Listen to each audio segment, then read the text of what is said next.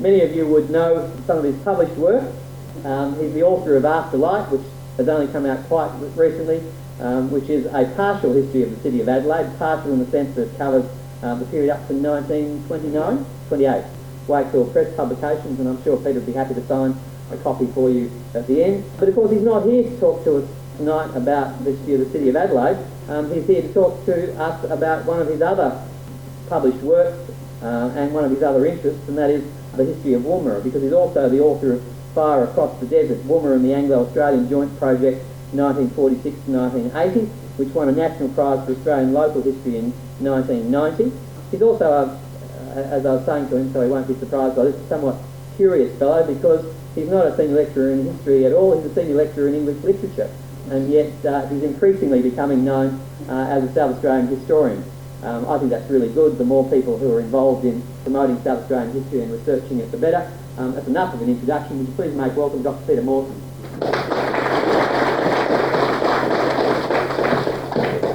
Thank you very much, ladies and gentlemen. I seem to spend my entire career on the fringes of other people's lives. First of all, I wrote a book on Darwin, so I was mixed up with biologists, a good deal. Then I wrote a book on Woomera, and I was mixed up with rocket scientists and Defence Department people. And then I moved on and wrote a book on, as we just heard, on the history of Adelaide, and I was mixed up with the town hall people. So none of this is how I earn my bread and butter, which is as a lecturer in English literature specialising in the Victorian period. So I'm a sort of pretender, I suppose. But anyway, see what you make of this. Well, my topic tonight is Woomera. What was it all about? I chose this sort of very general topic in order to give myself maximum leeway in deciding what to talk about, which angle to take on Woomera. And so I've decided to take a tack in which I'll try to deal with this question. What was it all about? What did it all add up to? What was it all worth in the end? And first of all, ladies and gentlemen, I'd like to start off by, in dealing with this the title of my talk, by offering you a scenario for you to contemplate. I hope this scenario will sound rather familiar. I hope, in fact, it will sound a few bells for you. Let's say it happens like this. Australia's main trading partner is a small, crowded, rich country, a world leader in technical innovation. One day, its government puts out feelers to our government. It's got a simple but luminous idea. It wants to know if we're interested in a new, expansive, intriguing, and indeed futuristic project. What our partner wants to do is to transfer to us its leading edge technology in several exciting growth areas for our mutual enrichment. The potential rewards for both partners are said to be immense. They have the technical know-how, they have the money, but they're overcrowded and overdeveloped. We've got the space, we've got a trained workforce, and we're physically underdeveloped. It sounds pretty good.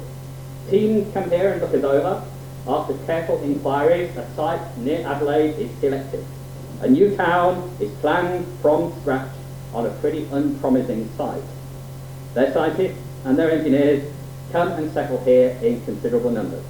Their biggest companies set up branches here, and the work starts. Okay, well, don't get too excited, don't get too worried. Ladies and gentlemen, you are not at the wrong talk this evening. The year is not, as you may think it is, 1997, it is 1946. And the partner I'm speaking about is not Japan, as you might have thought, but Britain. And the project in question is not, of course, the multifunction Pollock, but rather Salisbury and Woomera. And the direct harvest of this project proved to be, in the end, small, but still in conception and partly in execution.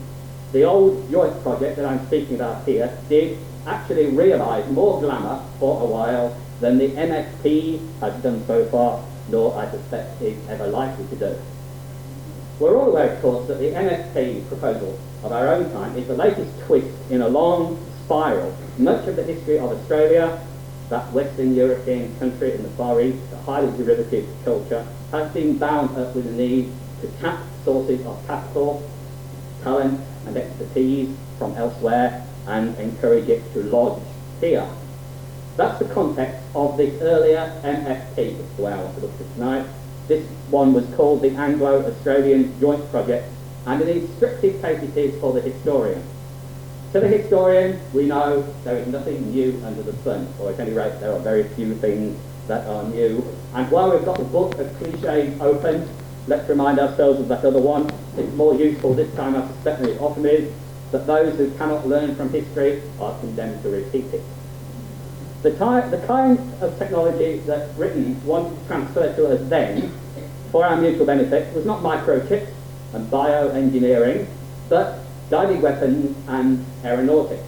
Both of those things, in the shadow of the Cold War, were growth industries in the 1940s, the late 1940s and the early 1960s. The deal was not simply that Australia was going to receive and test weapons, British weapons, and then ship them back home again. No, the plan, in the long term anyway, was far more adventurous than that. In the isolation of the South Australian outback, ever more complex weapons were going to be developed from scratch by indigenous Australian industries, seeded with talent and know-how from Britain. In short, in the hyperbole of the time, South Australia was to become the arsenal of the empire. We would be sharing in all the experimental data, and we have full rights to produce the weapons that we had tested and developed. Many desirable migrants would come with the companies. The economy would receive a general boost from the influx of all that money and the talent and the ideas. It's a pretty alluring prospect, especially for South Australia, which was going to receive the largest technological transfer ever planned for this country, not accepting the MSP. For a while, for quite a long while, it worked pretty well. The contractors did come, the British companies did come. They included the British Aircraft Corporation. I'm giving them their old names, they went through mutations later. But they came, the British Aircraft Corporation, Hawker de Havilland, EMI Electronics, Fairey, Ferranti, and the others. And they formed here, in this state, a miniature military industrial complex, the like of which has never been seen before. But in the end, it all came to very little. We historians are left to get the pieces, so to speak, to come to the conclusion, and that's my job for this evening. I believe this story is a story that is indeed a pregnant one for the historian who wants to understand how technology and politics can get intertwined and what happens when they do. The background to this story is, of course, Woomera and the Anglo-Australian Joint Project, to give it its formal name. And as I've said, this was one of the most colourful, most dramatic single enterprises ever undertaken in Australia. It was also extraordinarily costly. The costs of the joint project work conducted in Australia alone, and by that by alone I mean this is excluding the cost of developing the military hardware in Britain. That cost was, converted to 1997 dollars, around $3.5 to $4 billion. The costs were divided over the years between the countries by a complex formula which varied from time to time, mostly to do with the state of the relations between Australia and Britain. The joint project began formally in Britain exactly 50 years ago this year, and it lasted until 1980. But the Woomera story itself actually began rather earlier than that. It started really in the dark days of the Second World War, and specifically you might say that it started on one September day in 1944. On that occasion, a rocket with a 1-ton warhead landed without any warning whatsoever in Chiswick, London, killing a substantial number of people. The importance of this rocket, which was of course the V2, lay not in its destructive power, which actually, even by the standards of the day, was relatively minor, but rather in its range, its speed, the promise inherent in its design. For clearly the V2 was the harbinger of a new kind of warfare, a war of technicians, not of soldiers, a war where an aggressor could sit snugly at home and point a finger of force against another country. Almost exactly 1 year after this first V2 came another appalling development in military technology. This time, of course, I'm referring to the atomic bomb on the Japanese city in August 1945. The Allied leaders were very quick to realise, as everybody did of course, that these two events, a year apart on opposite sides of the world, had ushered in a new era. It was perceived what a close shave the Allied forces had had. Just think of it, a few Hiroshima-sized atomic warheads, each with a very modest yield of 22 kilotons TNT, delivered by a V2 rocket, would have devastated London in short order and won the war for Hitler. It's a pretty narrow shave, really. Nobody doubted then that the marriage of these two weapons, fearful enough separately but of appalling potential when united, their union had only been postponed. It had not been cancelled. There was no alternative. A war-weary Britain had to take up the arms race afresh, and this time with an eye to the Soviet Union, not the defeated Germany. At the time I'm talking about, immediately after the end of the war, the British Ministry of Supply was thinking in terms of a flying bomb, not a nuclear-tipped V2 rocket, which was beyond their capabilities. It was thinking rather of a V1 type flying bomb, relatively slow, unguided flying bomb with a nuclear payload, of course, with a range of around 1,600 kilometres, capable of reaching across Europe to Moscow. It even had a name, Menace. And to develop and test this weapon, Britain needed a range of a size that was just not available on a small island in the North Sea. This, of course, was where Australia came in. Australia had an immense disadvantage in this quest. It was the immense distance from the Western power centres. Although that fact alone did make the security problem easier. On the other hand, the more positive side, the test of finding in the vast empty interior of Australia a strip of desert that was even 1,600 kilometres long did not seem particularly onerous. And an empty stretch over the sea could easily be added on at various points around the Australian coastline. So, as was the fashion in those days, agreement was pretty quickly reached without much consultation with Parliament or the people. It was reached between the Labour government, who were then in power in both countries, headed by Ben Chifley here, Clement Attlee in Britain. A mission came from Britain to Australia under the leadership of a career soldier, Lieutenant General John Evatt, who was not a scientist, and he quickly located a suitable site in an area that was especially desolate, even by South Australian outback standards, about 7 hours drive north of Adelaide. A firing line for the range was drawn up, running boldly northwest across the continent, across the whole continent, without any immediate reference to any of the people who might have been living along the path of it. Bold plan, indeed. And from 1947 onwards, an experimental range and a supporting village was constructed at Woomera, and the research and development facility was developed at Salisbury, just north of Adelaide, under the blunt name, again typical of those days, of the Weapons Research Establishment, the old WRE. The latter still exists today, of course, under a more anodyne name, this time the Defence Science and Technology Organisation. Although the British have long since withdrawn from DSTO, its functions have altered a good deal over the years, and it no longer controls Woomera. I don't have time in this talk to describe the early work, the early history of the first work that was done out at Woomera as the 1940s gave way to the 50s. The range and the supporting township were very quickly built, but the first plans were soon seen as wildly ambitious and were soon trimmed right back. It was more than 10 years before the main Woomera range was developed for more than 16 kilometres, let alone 1,600 kilometres as they had first planned for. Nevertheless, the work soon got underway there, and about 13,000 different trials were conducted at Woomera, using hardware of every size and every possible function. Much of the work, of course, especially in the Cold War era, was devoted to finding bigger and better ways of killing people and destroying things. All the work on the trials of the nuclear devices conducted there, the bomb guidance work, the many kinds of guided weapons work, fits into that category, much of it, although not all, originating from Britain. And the rocket weapons that were put to trial there ran the gamut from the primitive flying drain pipe, called the RTV-1, a primitive device indeed, right through to the British nuclear-tipped cruise missile Blue Steel, a very sophisticated weapon for its day. In addition to that, about 3,500 bombs were dropped on a range that was especially set aside for it, including some nuclear dummies and some poison gas weapons, poison gas bombs, again, dummy bombs. And there too, the pilotless target plane, the one that the newspapers love to call the robot plane, Jindovic, an Australian development, was perfected and flown on hundreds of sorties from the adjacent Evatt field, while the engineers tried to shoot it down with the latest generation of guided weapons.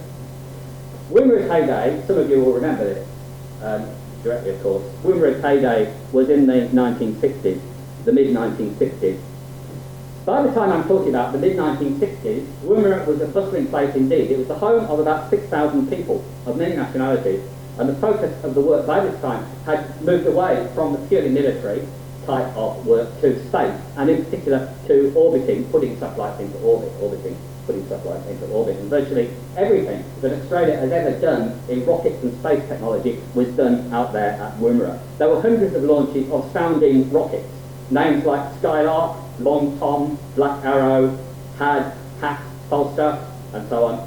These mostly carried instrument packages into the upper atmosphere. More importantly and more excitingly, satellites, 6 experimental satellites were boosted aloft, 4 of them failed, 2 of them achieved orbit. And one of them was launched by, one of them was the all-British Black Arrow rocket, but the other one was an all-Australian effort. The well-known, much remembered, RESAT, launched by an American rocket, in fact, but with an Australian-developed satellite on the top of it. The satellite for RESAT was quite a feat. It was designed and built out at Salisbury in just a spare 11 months from scratch, and was launched, as I say, on a spare US Redstone rocket in 1967. The high point, if you like, of Australian space endeavour. By the time I'm talking about, the mid-later 60s, the Woomera Range had become the largest land range in the Western world, and the range facilities were truly enormous. Here's another map showing the facilities at their height, and you can see that it's no exaggeration to say that they did indeed span the entire country. The range itself stretched northwest, right across the country, and there was another huge landing zone created at Talgarno up there on the northwest coast of Western Australia. There were radar tracking stations all around the country, at Mirricata, downrange in the middle of the desert. There was another far to the north, at Gove in Arnhem Land. There was a telemetry station at Charters Towers in northern Queensland. NASA had a radio telescope at Island Lagoon, quite close to Woomera, and this was tied into a global deep space tracking network. At its peak, Woomera Range did pretty well include the whole continent. And as the journalists of the mid-1960s, at the height of all the excitement, like to put it, Woomera was expected to become the Cape Canaveral of the Commonwealth. And for a while, it seemed conceivable, just conceivable, that there might one day even be manned flights from Woomera. As I say, the projects that were tested out at Woomera were many and varied, but it's worth dwelling for just a few minutes on the biggest project of them all, which started in the late 1950s. And the focus for this was a new launch site that was especially constructed for it, about 12 kilometres from Woomera, out on the salt pan of Lake Park. The scope of this project really did cover the entire country. It was all created to test fire Britain's own stab at an intercontinental ballistic missile under the name of Blue Streak. Blue Streak was Britain's own stab as an independent deterrent, and it was based on the American Atlas system. In its complete form, this was really going to be a lavish project indeed. It would have consisted, if it had ever been built, of about 60 underground silos, each of them housing a rocket held perpetually at instant readiness, and the silos would have been in England, of course, but also apparently in Turkey and other places around the Mediterranean. God knows how they were going to agree to the politics of this, ringing the Western Soviet Union. The entire concept, including some of the trial silos, was going to be tested at Woomera. For the initial testing of this grand device, elaborate facilities were needed at the launch area. The trickiest engineering problem to do with this thing was dealing with the waste heat that the rocket generated when it was fired. Disposing of the waste heat was really extraordinarily difficult. Water cooling on the scale we're talking about here was impossible out there in the desert.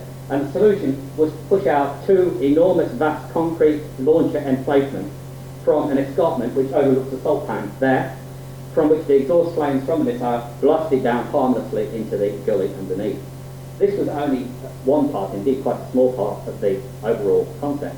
There was a purpose-built equipment centre nearby, which had to be linked to the launches by a skein of cables, and at Woomera West, a big plant had to be put in to generate and store liquid gases, because Blue Streak ran on a mixture of kerosene and liquid oxygen. Generating liquid oxygen in the many, many tons that was required was no mean feat out there in the scorching outback. The full length of the range right out to the West Australian coast had to be developed for the flight path of this beast. Roads that were built, as you will remember perhaps, by the Gaussian surveyor Len Biddell, who later on wrote several books about his experiences. And remote instrumentation posts had to be built all the way across this range line, all the way out to the coast. And in addition to this, a new impact zone had to be created from nothing, 2,000 kilometres away on the northwest coast of Western Australia, northeast of Portland Headland, right in the middle of the Great Sandy Desert. This was no mean feat for sure.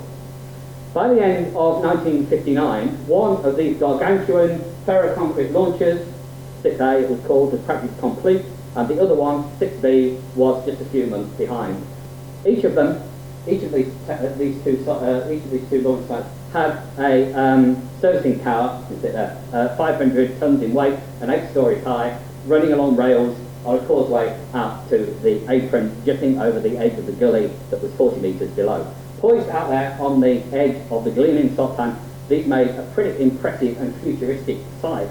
So those who have been at Woomera from the beginning of the joint project, no doubt it seemed that at last the range was achieving its destiny. This is what had been planned for, after all, right from the beginning.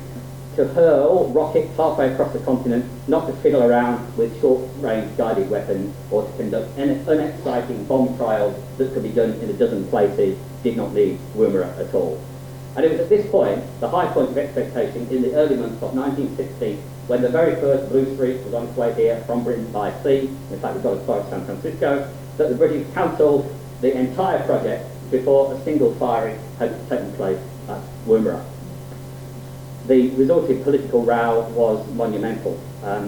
One of my most memorable experiences writing this history was digging through the extremely secret records, both from the Australian end, which I did first, and then from the British end, because I managed to get access to the papers in Whitehall. It's a pretty fascinating story when there were so many political and indeed personal reputations at stake here, and so much hurt pride. However, the cancellation of Blue Streak, it undoubtedly was, shall we say, a high, or should that be a low point in the relations between Britain and Australia, did not in fact turn out to be the end of the story, as you might think. After the most intense lobbying, the Blue Streak missile was reprieved and took on a new role, a new identity, as the first stage of a big new satellite launching rocket. This time, the vehicle of an international consortium, the European Launcher Development Organisation, or ELDO. This was a collaboration of European nations plus Australia. Britain, France, Italy, Germany, Belgium, Holland. Each country was responsible for a different segment or section of the rocket, which overall was called Europa, and of which the British Blue Streak formed the first stage. Australia's role was to provide the launching facilities. At the launch area 6, this one I'm showing here, through the middle 60s, there were 8 firings of the Eldo Europa. First of all, stage 1 alone, the old Blue Streak, the first Blue Streak firing, after immense labour and immense preparation. Goodness knows how it would have worked under a weapons system sort of scenario, because it took them months and months to get the thing to lift off, even from a test site, let alone from an underground silo. However, and then there were 3 attempts of the whole rocket, which each of which of these launches was an attempt to launch a satellite on the top, and this was the rocket in its full configuration, made a pretty round sight. For a short time, the launch of Europa, the attempt with the Europa launches, brought Woomera onto the world stage for sure, earning it the kind of attention that previously the media had reserved for the space activities of the superpowers. But Eldo, despite this glamour and apparent readiness for a major achievement, in fact did not have good fortune.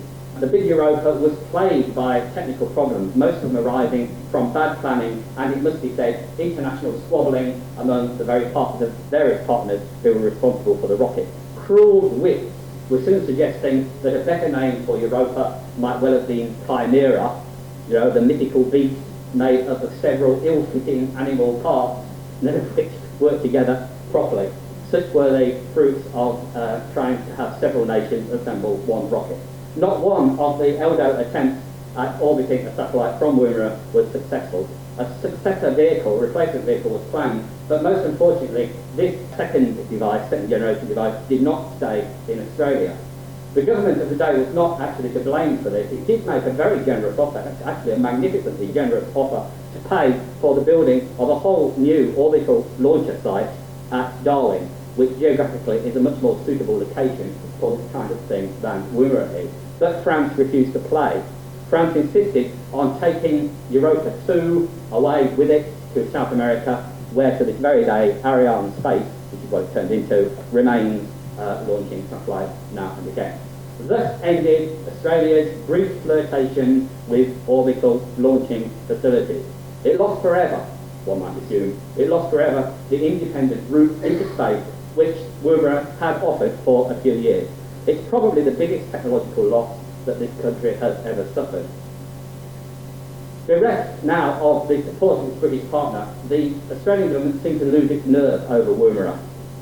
Space orbital projects now starting to look like a black hole capable of sucking in unlimited amounts of money without very much to show for it. The government's ambition now was to cut its losses, and within 5 years of the end of Eldo, the Woomera Range as a space facility had been very largely demolished, destroyed. Its delicate web of electronic instrumentation had been pulled apart and thrown to the winds, and even worse, the teams of engineers with the right expertise had all been disbanded and moved on to other things. In fact, nearly all of the range facilities were destroyed in the late 1970s and the early 1980s. The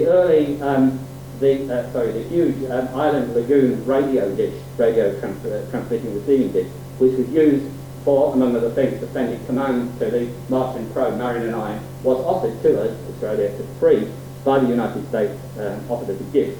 But despite anguished protests from radio astronomers, it was broken up for scrap in 1973, bringing a few $100s in waste materials.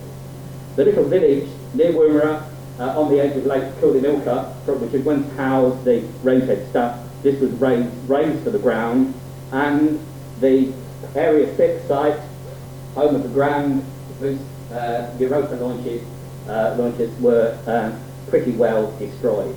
The most evocative remaining site, in fact, at Woomera, are these stubs, these indestructible concrete cores of the launchers at Area 6, poised there, still of course on the edge of the Lake Park salt tank. They make a scene which quite recently, in the last month or last year or so, served well as the backdrop to a science fiction film.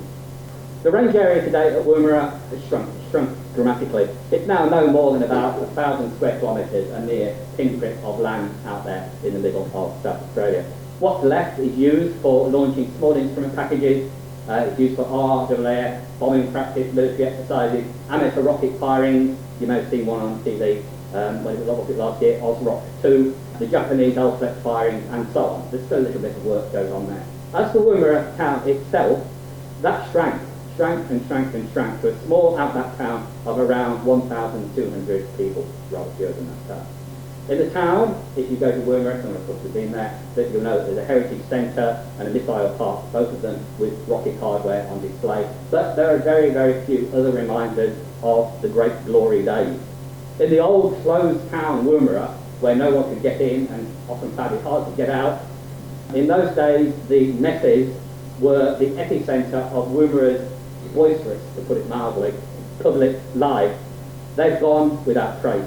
Most of the original brick houses have been demolished up there, and the Silver City, which was so gained its name because of the streets of tinny aluminium prefabricated houses, the Silver City has long since been demolished, the prefabs carted away to serve as holiday shacks, and they've been replaced for the most part by far fewer neat mobile homes.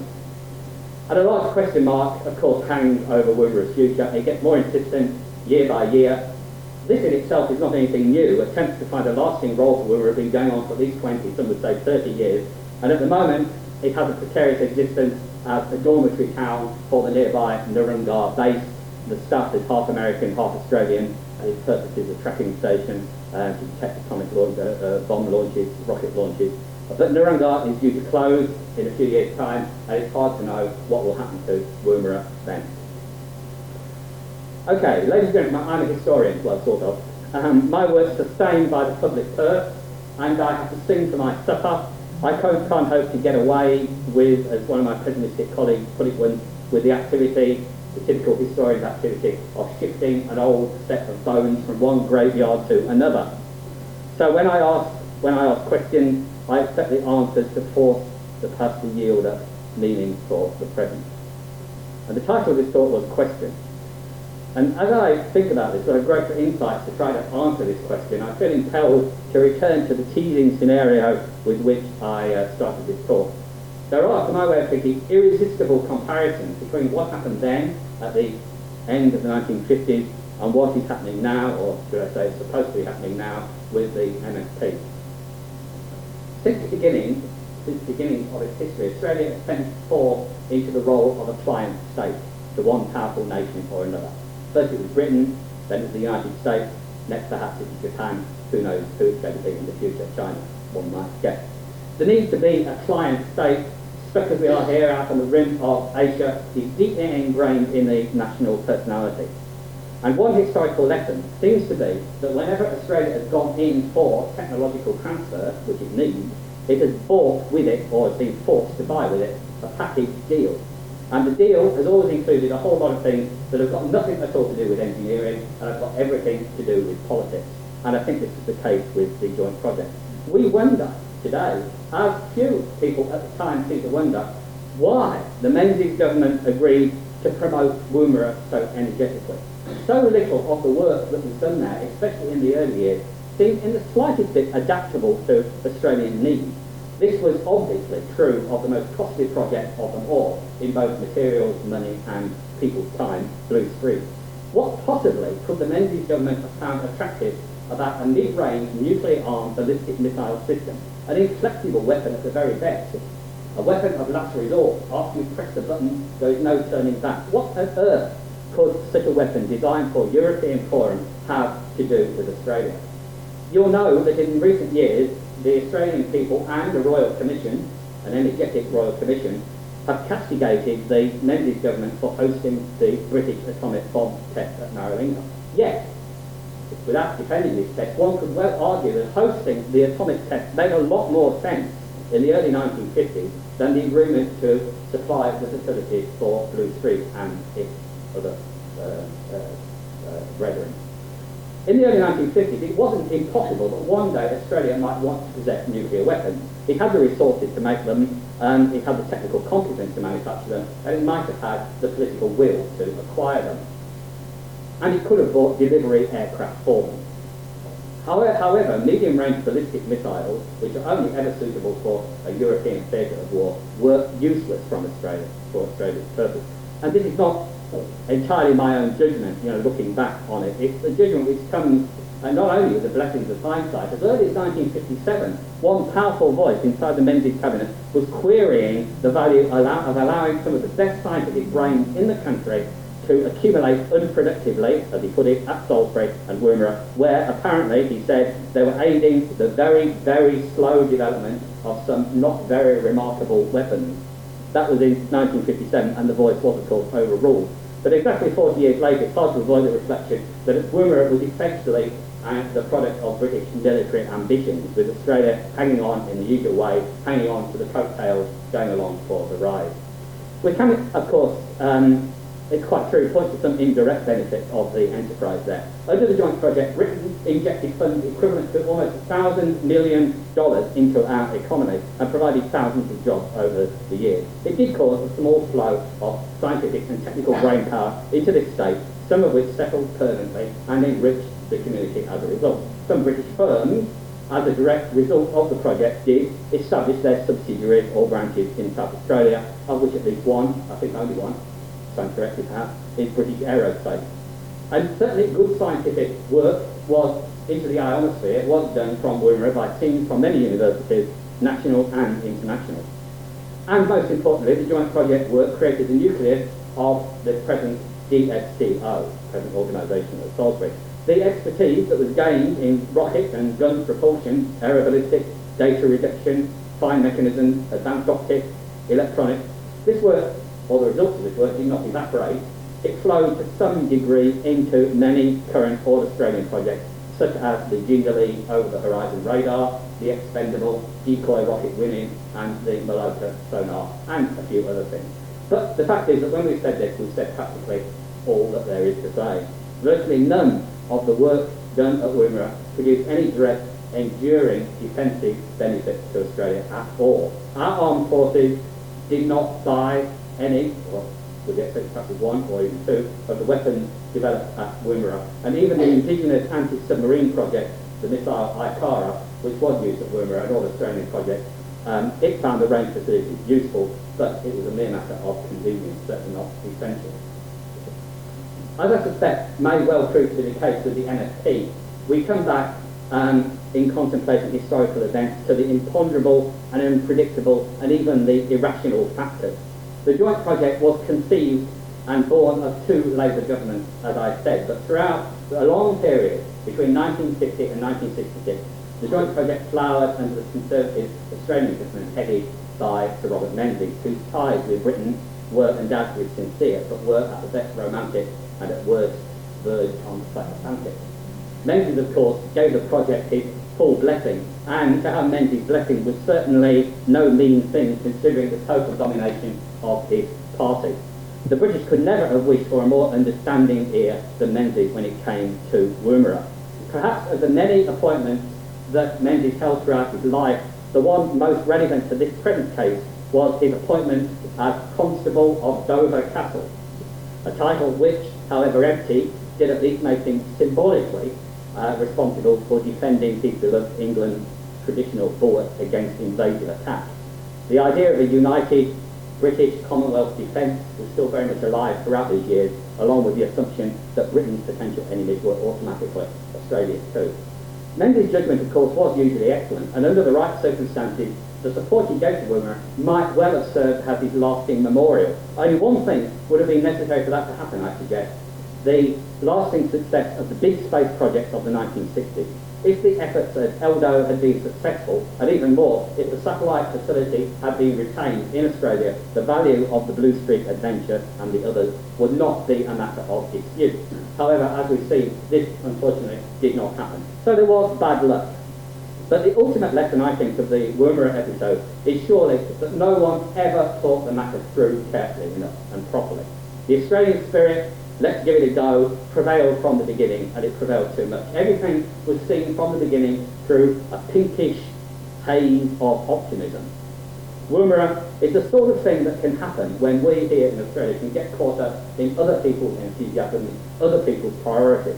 And today, with the MFP, the emotional buttons of the 1990s are rather different. Now, today, it's the softer, plushier buttons of communications and computers, not the 50s hard, macho, and I might almost say the phallic hardware of rocketry. But we still need to apply, I say, a sort of inspired selfishness. We need to ask and keep on asking that DDI tough question: what's in it for us? Thank you very much.